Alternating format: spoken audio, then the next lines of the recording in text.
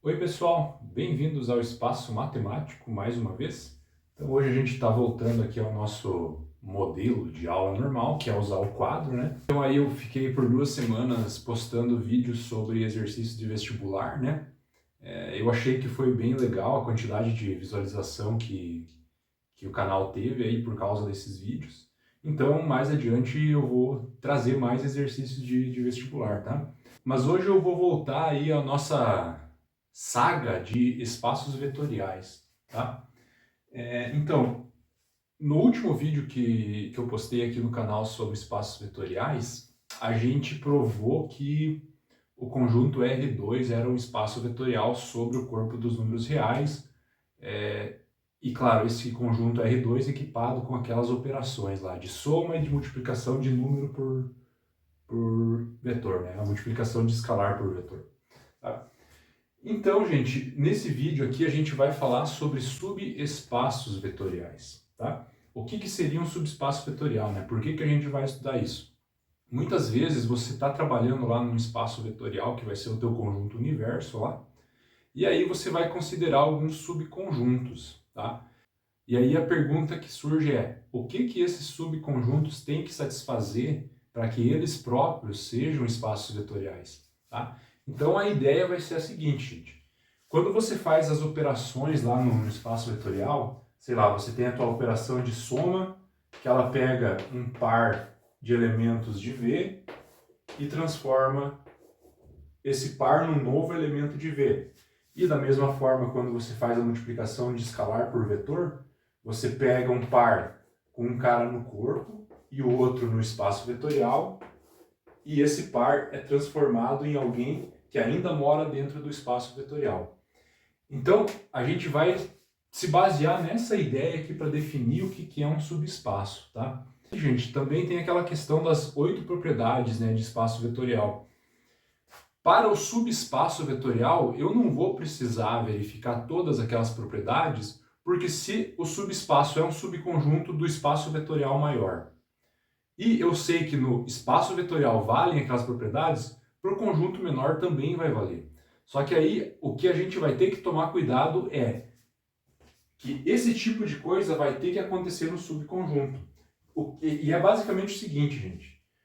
Se você pega um par de caras no subespaço, quando você operar esses caras, o resultado tem que cair no subespaço, ele não pode cair fora do subespaço. E a mesma coisa aqui, se você pega um escalar e um vetor no subespaço, a operação aqui tem que cair também lá naquele subespaço. Então, basicamente, essa é a ideia fundamental para você entender o que é um subespaço vetorial, tá? Então vamos lá, pessoal. A definiçãozinha mais formal aqui do que seria um subespaço é a seguinte, ó. Eu vou considerar V um K espaço vetorial, então eu já estou considerando um espaço vetorial sobre um corpo K, tá? A gente vai dizer que um subconjunto W de V, tá? W está contido em V.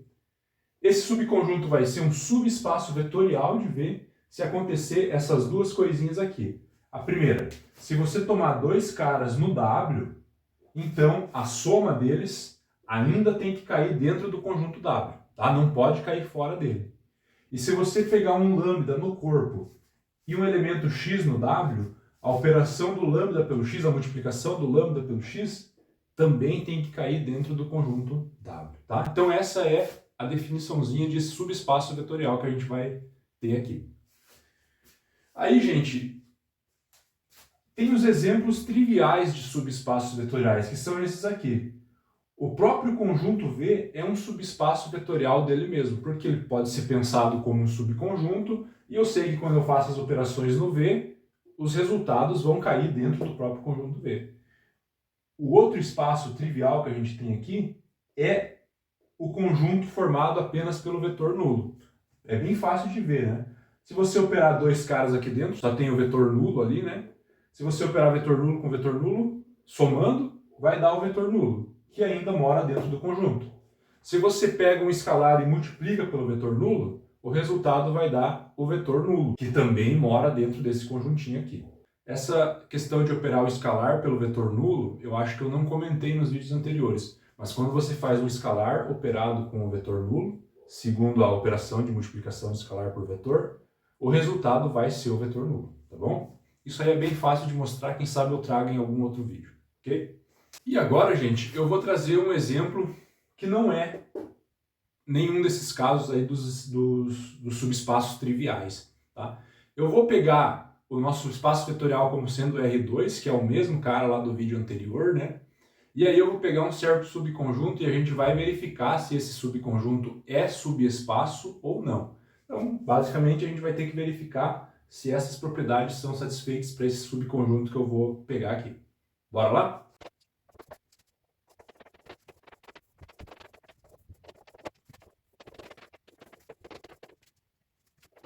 Então, para esse exemplo, eu estou trazendo o seguinte conjunto.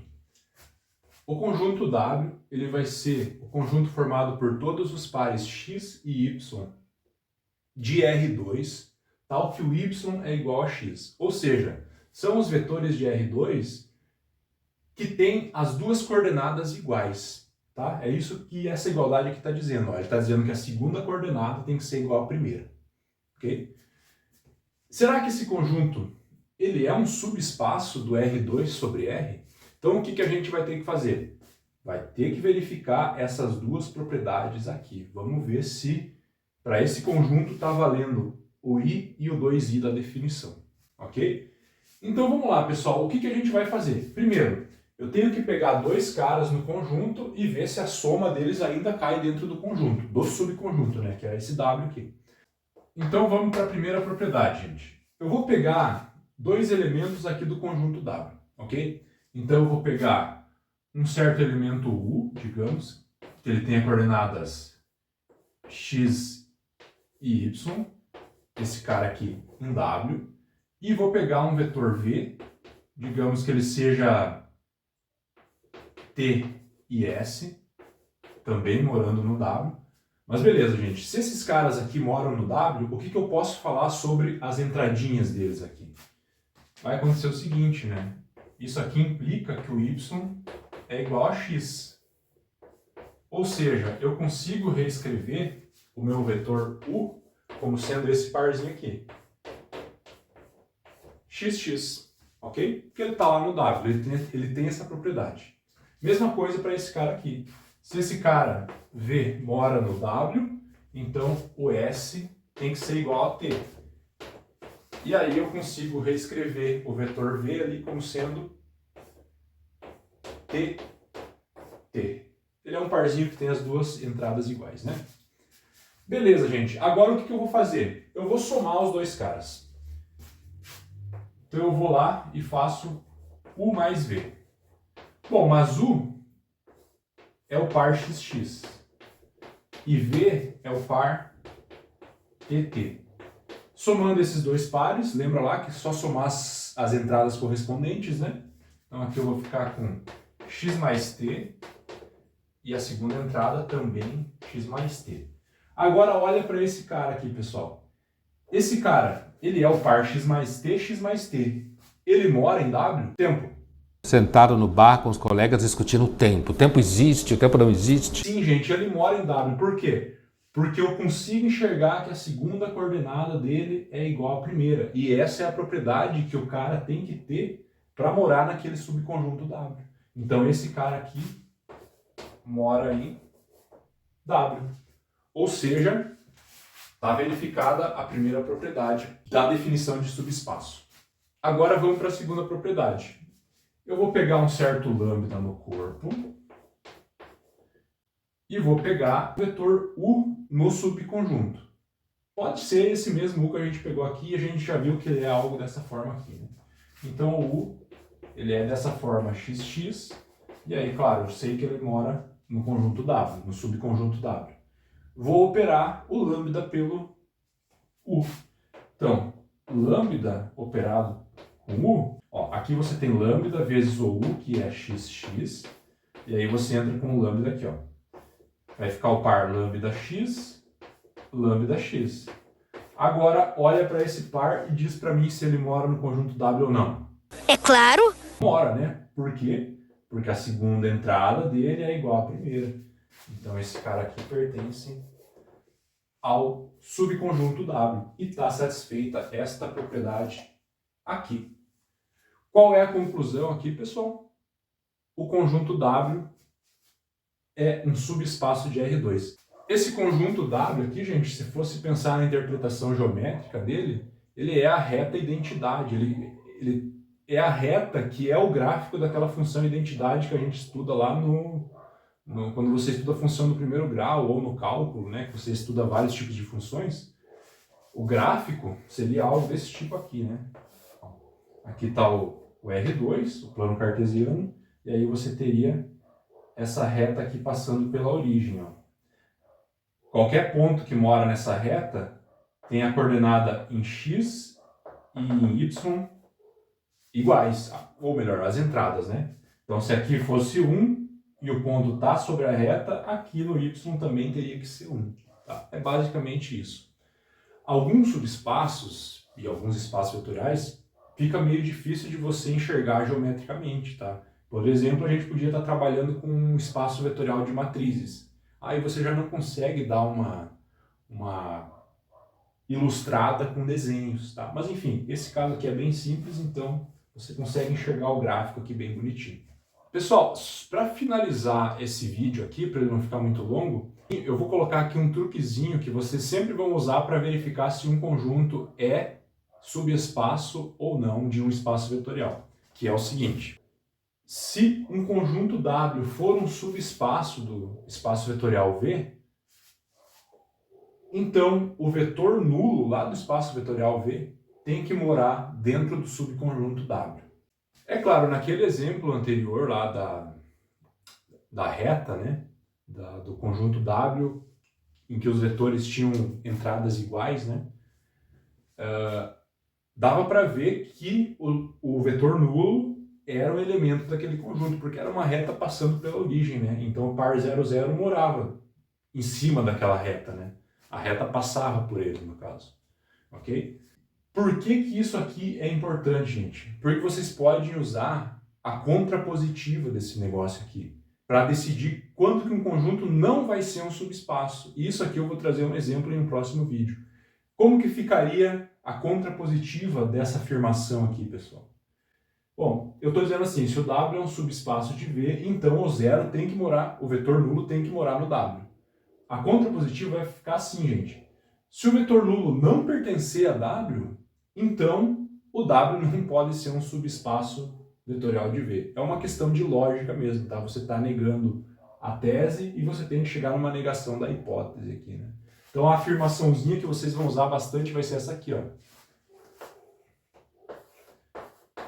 Se o zero ou o vetor nulo não pertence a W, então o W, sendo um subconjunto de V, ele não é um subespaço.